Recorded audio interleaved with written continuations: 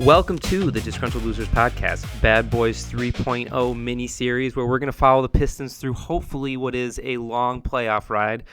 But tonight, April 19th, Game 1, Round 1 of the Pistons versus the Magic. The Pistons lose 112-101. The place I'm going to start is with under a minute to go in the second quarter. Isaiah Stewart sets what we'll call a slightly moving screen. Cade ends up with a wide open three at the top of the arc. Stewart thought he was Draymond Green setting a screen for Steph back in 2015, so he decided not to watch the shot go up, so he went the other way. He basically did the no-look for Cade. Maybe he was proud of the screen or whatever it was, but either way, shot comes up short, no Isaiah Stewart there to rebound the ball on the front side of the basket, and Orlando gets the rebound, and off the other way they go. We got a good crew for the game. We got a good time slot for the game. We're on NBC, 6:30 Sunday night. Grant Hill, Noah Eagle, that's one of their best crews on the game. Pistons, before tonight, had lost an NBA record 10 playoff home games in a row. Last playoff home game for the Pistons was the 2008 Eastern Conference Finals against Boston. Again, title of the podcast, Disgruntled Losers. Here we are, losing as a number one seed, Game 1, Round 1 to the Magic. We thought going into the series this was maybe going to be a 5-game series after you lose Game 1 at home. It's probably looking more like a 6-game series now. But let's start with just the game recap. Just get through some of the big plays, kind of some of my notes. Very first possession of the game, Desmond Bane, trying to make his presence felt, just gives Duncan Robinson a two-handed push, just straight to the chest. Second possession of the game, he does the same thing again. The refs got that call right. I thought overall the referees did a great job tonight. So slow start for the Pistons. Cade's missing layups at the beginning, gets picked by Suggs. You're going to hear that a lot. Turnover on a forced pass to Duren. Duren's presence wasn't felt all night long. Cade makes a three about 5 minutes into the game. His offense was fine all night. You know, it's funny. He scored almost 40 points, and I'm saying his offense was fine all night. His offense was fantastic all night. He carried the team. He was the only thing that was going right tonight for offense, basically. Going back to the game recap. About 6:51 left in the first quarter, we have the second foul on Duncan Robinson. Kevin Huerter becomes the first sub to come into the game. I think if you were going to bet before the game on the first sub to come into the game, Kevin Huerter would have been about a plus 550. This was not who you thought was going to be the first guy to come into the game off the bench. It was just the situation that we had with Duncan Robinson picking up the first two early fouls. Immediately after that, Suggs blocks Duren, dives to the floor, gets the ball the next possession. You're going to hear that a lot. Duren was getting spun around on defense early. His presence was not felt at all. LeVert and Stewart were the next subs in after that. Stewart gets a very nice block on Paolo. Right away, Paolo in the first quarter was getting his stuff.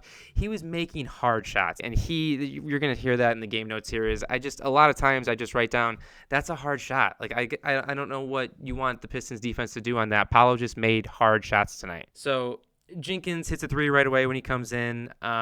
He didn't really look that confident immediately. He had a layup at the hoop at the end of the first quarter that he missed. I just thought he was a little hesitant going to the hoop and didn't want to be the guy to take the ball at the end of the quarter, which he should have been, and he has been down the stretch for us when Cade was out. He's been the guy, so he needs to keep that confidence up, and he needs to feel like he's the guy. He was in the crunch time lineup where the Pistons still had a slight chance to win, so you can still see that JB is going to rely on Dennis Jenkins during this postseason, and we need him to look a little bit more confident than he did tonight. Tobias Harris in the first quarter, I thought he played with confidence right off the bat, and then it just went downhill. He didn't make shots. He missed a lot of corner threes. He airballed a corner three. He couldn't really get that baseline back down to bumps and then turn around going. He had none of that. Ron Holland comes off the bench. So, again, we're going to get into the rotation and why so many guys played later. But Ron Holland made his presence felt right away. Got a steal, got a dunk, just is out there in transition running. I wouldn't be surprised if he keeps his minutes for the rest of this series at least. In my notes, I have 8:25 in the second quarter. Duren finally arrives. I think he just made a nice play, maybe got a nice dunk right then. That's really the only positive note I have about Duren in this whole log. 7:17 in the second quarter. Cade is still trying to get his offense going a little bit. He's coming off the bench. He takes a bad long two is what I have in my notes. He was trying to get himself going, like I said. I really have that as his only bad shot of the night. Everything else, Cade was very good at getting to the hoop. He missed some layups, and you're going to hear that throughout the game recap here. But all his shots, other than this one long two, is what I would consider a good shot. So he's getting to the hoop, which is what you want.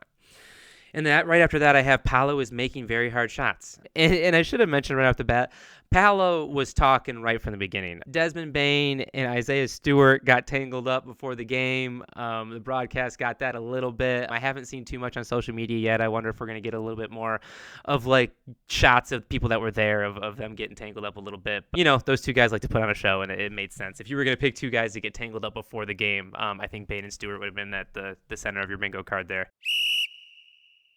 Back to the game recap. Sir Thompson looks very good guarding Paolo. So that's a matchup I think we'll want to look at a little bit more. We didn't do a good enough job at forcing the issue of Thompson being on Paolo. And it wasn't like Orlando was doing a good job at like having Paolo get the ball and running the pick and roll to get Thompson off of him and get a weaker defender on him. It was we were almost choosing not to put Thompson on him and giving him other assignments. Franz didn't really come on till late, probably because Thompson switched from Franz to Paolo at that point. But either way, Thompson looks good guarding either Franz or Paolo. So we need to find somebody else to guard one of the other two while that's happening.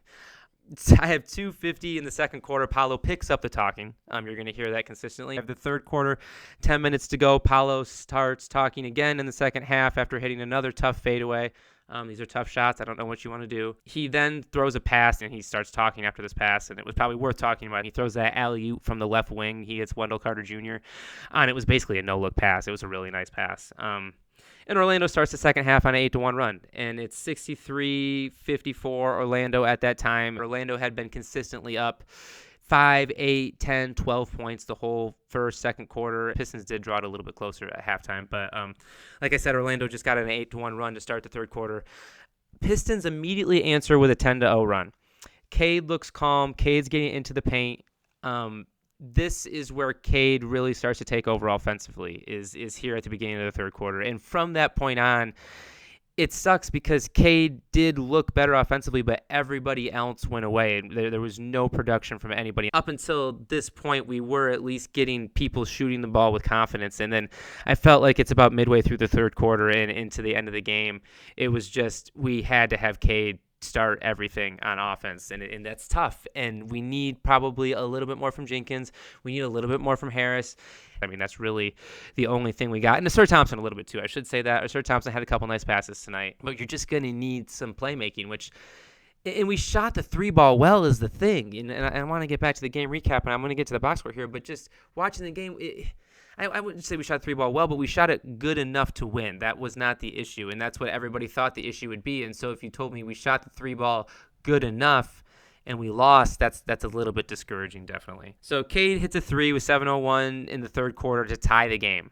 So I'm not looking at the box score, but just going off my head, I think that's the last time the score was tied, and that's probably the only time since the beginning of the game the score was tied. So it was basically the Pistons were playing catch-up the entire way. Midway through the third quarter, Cade hit a big shot, tied the game, and then immediately Orlando took the lead back and never gave it up. 6:35, Paolo still talking, hits another shot. Pistons at this point seemed like they wanted Bane to shoot, and Bane in Orlando, not just Bane, was not making three-pointers at all. And so we were really laying off Bane, which I actually thought was a good defensive philosophy, and it almost looked like he had a little hitch in his shot too. I don't know what was going on with that. Bane, his presence was felt for Orlando. I don't want to ride him too much. He was probably a winning player tonight for them, but shooting threes was not positive for him. So Orlando goes on another run at this point in the game. Cade subs out just for a little bit. Offense goes completely stale. Jenkins hesitates on a three. Hollins passes on a corner three. Harris misses a layup and misses two more corner threes. Orlando is up 79-63 at this point. 3:43 left in the third quarter. Cade comes back in. So 2:30 left in the third quarter. Cade makes another easy layup, and he starts talking. And this is positive. And I think a lot of Pistons fans at this point was like, okay, we're getting late in the game. We've seen this all year. This is kind of where we take over. We've actually been pretty good in the fourth quarter. That's not what happened tonight. Not to be anticlimactic. Pistons definitely lose, and it was not a positive fourth quarter. So 9:40 left in the fourth quarter. Grant Hill drops a dude that was a big shot by Suggs as he hits another three. And at that point, the Pistons were kind of mounting a comeback. You felt a little bit of the atmosphere in the arena start to back the Pistons a little bit. Not that they weren't all night, but, they were getting a little bit more natural excitement from the flow of the game. And then Suggs hits that three. And Suggs was doing that all night where he was just interrupting any type of flow, any type of offensive progression that we were getting all night. Suggs was doing a very good job at just interrupting that. 8:58 in the third quarter, in the fourth quarter, Cade hits a three. Cade was great offensively. The notes show it. The box score is going to show it. Everybody's going to talk about it, I'm sure. Cade was great. 7 minutes to go in the fourth quarter. No eagle drops. Air Germany has just taken flight after Franz Wagner does a nice dunk. I just had to mention that. The broadcast crew was good tonight. It was nice to have a good broadcast crew. 6:48 left in the fourth quarter. Cade gets back to the line. At this point, it's Orlando 96, Detroit 92. 6:48 left in the fourth quarter. This is probably the last time that Pistons fans feel like we have a chance to win the game. Immediately after that, a guy named De Silva hits a big three. Carter gets an easy layup. Everyone knows Wendell Carter. And then immediately Orlando's up 101-92. And they don't turn back from there. And so then my notes after that are basically just like, where is Jalen Duren? There is no impact on this game. Like, I know he's playing. Like, again, I'm going to look at the box score here in a second. Like, I know he's going to show he played over 30 minutes, but there is no impact from Jalen Duren. That's tough. That's probably what everybody is going to point to as the number one thing that needs to change going into game 2. 5 minutes to go in the fourth quarter. Cade goes to the bench for like 30 seconds. The guy was just carrying us completely, so he just needed a quick breather. I think we call a timeout just to give the guy 3 minutes. JB did a great job at least giving Cade a couple breathers and knowing that was the only thing that was going offensively. And even saying that, and even with all that, my notes down the stretch are 3:15 to go in the fourth quarter. Cade misses a layup. Cade misses another layup after that. 2:13 left in the game. Fans start to leave the arena, according to Noah Eagle. The last thing I have is a minute 33 left. There was a good challenge by JB. That's the last note I have. So there really wasn't anything super impactful that happened in the last 90 seconds of the game, which sucks for a playoff game at home. Going into the next segment here, we're going to talk about Orlando, and this is where we're going to bring my co-host Hoy in. He wasn't able to join us tonight. He will probably be in on one of these recaps or two. What Hoy has told me is Franz and Paolo are both frauds, and Jalen Suggs can suck these nuts. I think it's D's nuts. Sorry, that might have slipped there. That's really all the analysis we got for Orlando. I do want to get into the box score / the rotation for Detroit. Now, Detroit played 11 guys tonight. And so if you're just a general fan of the NBA and you're trying to figure out, well, hold on, this is the playoffs. I thought we limited the rotation to about 8 guys at this point. And the famous saying is, I think you play 8 guys and you trust 7. This is game 1, round 1 of the number 1 seed in the East, which is planning on having a long playoff run. So I would say, ideally, if you would have asked Bickerstaff before the game, like, do you want Cade Cunningham playing 40 minutes tonight? The answer would have been no. But even saying that, you want to make sure guys are involved in the series. And so even getting Karis LeVert 4 minutes and Javonte Green 5 minutes, you want to keep, like I said, you want to keep basically everybody fresh and involved in the series. The only guy that had got consistent minutes all season that didn't get minutes tonight was Paul Reed, and Paul Reed won't see the floor unless Isaiah Stewart or Jalen Duren get hurt. But we have Paul Reed in a break in case of emergency situation, which is great. Most teams don't have that, and so we basically have 12 guys that are playable in the playoffs. Now, I'm not saying I trust all 12 of these guys, and I know JB's not going to trust them, as we move through these playoffs. But don't freak out and don't criticize JB for playing 11 guys tonight. That's not an issue. That's not why we lost. So just quickly peeking at the box score here. Like I keep saying, Cade played 40 minutes, scored 39 points on 13 of 27 shooting, 3 of 8 from 3, 10 of 11 from the free throw line, and he probably felt like he could have got a couple more free throws. But just looking at the overall team free throws, Pistons shot 38 free throws tonight, and they were 29 for 38 from the free throw line. So, you can't really complain, especially when Orlando was 14 for 19 from the free throw line. Now, I will say Cade took the ball to the hoop. So, as someone who's involved with the officiating side a little bit, you would tell somebody that's complaining about the free throw shooting discrepancy, Detroit's style of play, Detroit took the ball to the hoop a little bit more. Paolo was taking these fadeaway twos. Franz takes these tough elbow jumpers. They shot a lot of threes. They shot 34 threes. The Pistons just got in the paint and took the ball to the hoop a little bit more, and so that's why they had more free throws. It was really as simple as that. And so I also, as we're looking through the box score, I want to just take a confidence check of these guys too, and just kind of see where they're at just based off watching the game and just seeing where their mental state is as far as if they know their role, if they're comfortable with their role, or if they were a little bit lost out there with some of their decision making, I guess. Obviously, Cade Cunningham is very comfortable with his role. Duncan Robinson played 26 minutes, 9 points, 3 of 6 from 3. He got in a little foul trouble early. You would have liked to see him play a little bit more minutes. Kevin Huerter played 18 minutes. They're basically just flipping right there. So 26 plus 18, you're at 44 minutes right there. So that means, you're 4 minutes shy of the whole game. So essentially you have one of those two guys on the floor at all times. Even though looking at the box score here, Kevin Huerter only got up 2 threes. It didn't feel like an issue. It felt like Huerter knew his role and played his minutes well. So that shooting guard, is what it is. Those minutes were played confidently. The defense is what it is, but the offense is always a threat to shoot a three, which is what you need because there's not a lot of guys that can do that in this lineup. So other than that, Tobias Harris plays 35 minutes, scores 17 points on 5 of 15 shooting, 1 of 7 from 3, 6 of 7 from the free throw line, 6 rebounds, 3 assists, 3 turnovers. Negative 15 in the plus-minus box score. I don't love to mention the box plus-minus too much, but, we'll mention it a little bit. We're going to mention it when we look at Duren here in a second. Tobias played confidently at the beginning. It is what it is with Tobias. Like, he probably will have, 2 to 3 games this series where he looks better than he did tonight. Even though he is our second leading scorer tonight and he played the second most minutes tonight, I think anybody that watched the game is going to come away from this saying, Tobias probably doesn't need to be the guy that's playing the second most minutes.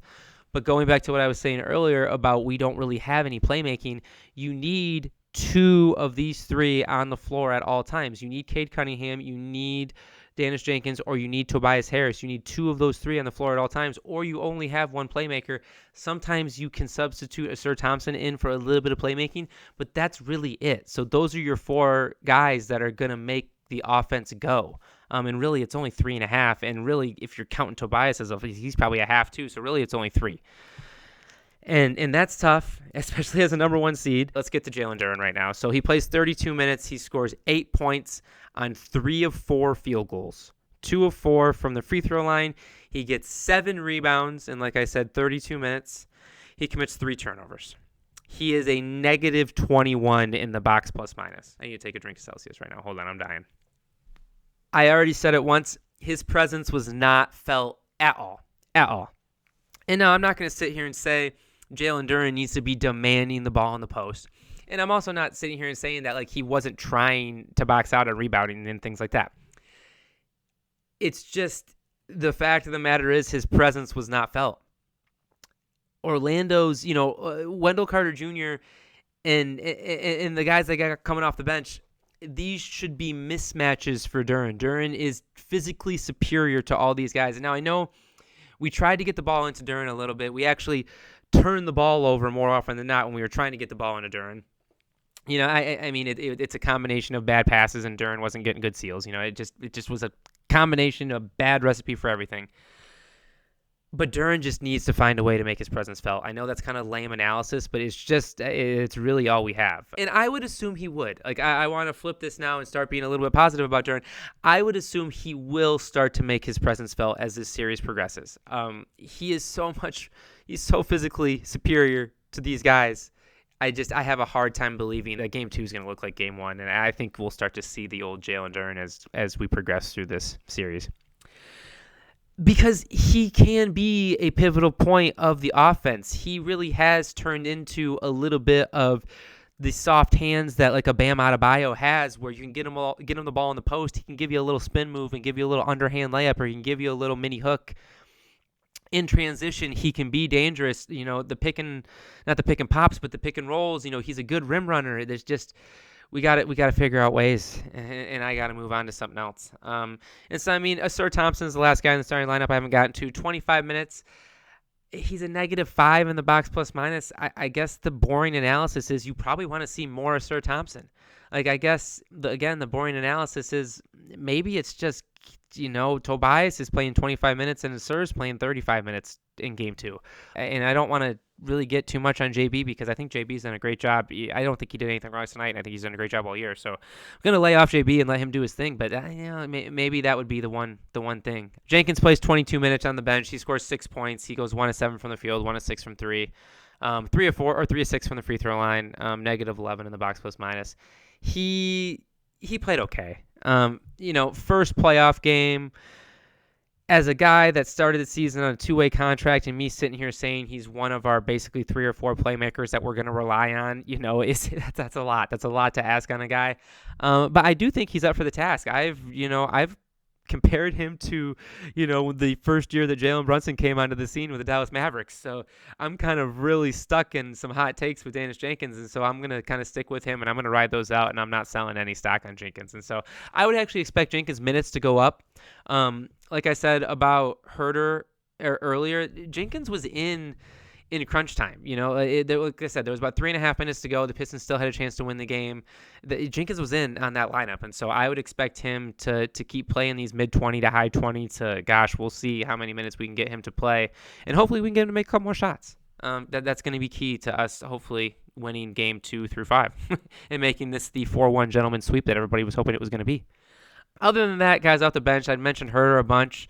I think he's +7. It's hilarious. If you're going to look here, I'm looking at this box score with you for the first time, and I'm just realizing that Kevin Herter was our number 1 in the box plus minus at +7. He played good basketball, like I said. He only got up 2 3-pointers, but it felt like he at least was a threat to shoot, and so the defense had to respect that. Didn't blow defensive assignments too much. He played good minutes. I would expect him to keep playing as well. I already mentioned the Karis LeVert, Javonte Green. They're probably going to be the first 2 to be dropped out of the lineup, dropped out of the rotation. Wouldn't be surprised if it goes to a 4-man rotation next game, and you just see Stewart, Holland, Herter, and Jenkins coming off the bench, and LeVert and Green are probably going to be the odd guys out here. But, I say that, but, Green was +4 and LeVert was +1 in their minutes. Bench did well tonight. I wouldn't, you can't criticize anything that the bench did tonight. And you can't criticize anything Cade did tonight, so really it was the supporting cast of the starting lineup, I would say, that you're going to point to. Specifically, I guess probably Duren and Harris is probably what you're really looking for, as far as we need a little bit more going forward. And I have adjustments here in the show rundown, and really I've kind of been hitting them as we go along. Offensively, it looked good, is the sad truth. Cade, after, it took him a few plays in the first half to get going, but the whole second half he got in the paint and distributed. And defensively, we played all right. So Orlando hit a lot of good shots. I do think this is just going to be one of those things where it was just slightly unlucky tonight. Game 2 is Wednesday night, 7 o'clock at LCA. Gosh, let's just stay positive, people. Let's just stay positive. I don't want to talk about the history of number 1 seeds losing in the first round. I think just a quick Google would tell you that it's happened 6 times in league history. Off the top of my head, I know I love that Memphis Grizzlies team that beat the Spurs. I think it was either 2010 or 2011 they did that. I think that was the Zach Randolph, Mike Conley, Marc Gasol, maybe Tony Allen Grizzlies. That was a fun team. I actually really enjoyed that team.